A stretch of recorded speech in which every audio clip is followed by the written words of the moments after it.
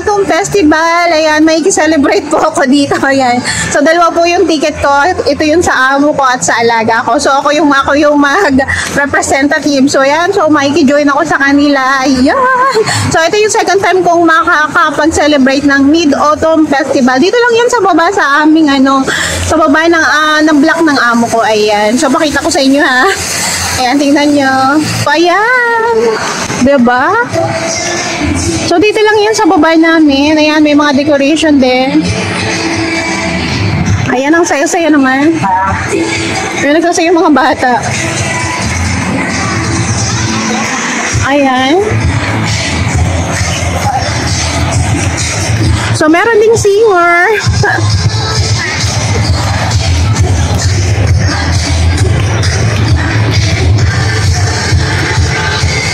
Ang haba ng pila.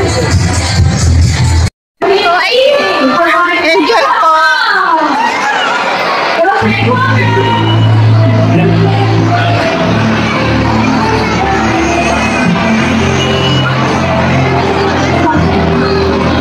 So ayan, enjoy tayo. So mag-games ako ng isa. Sana panalo. Para siyang guard. So try ko lang. Medyo mahaba yung pila. Mahaba yung pila. So try lang, try. May oras pa naman. Sana may premium. Ayan.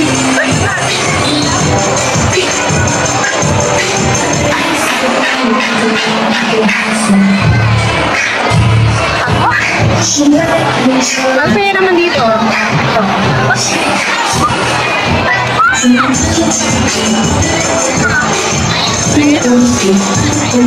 Dami. Ito mo ano no? Kaya pwede lang.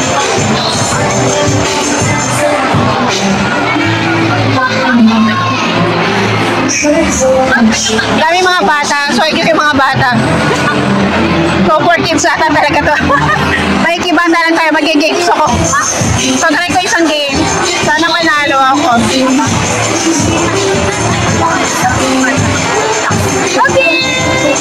Happy Mid-Autumn Festival. Ayan. So, ito yung celebration dito. So, ang saya.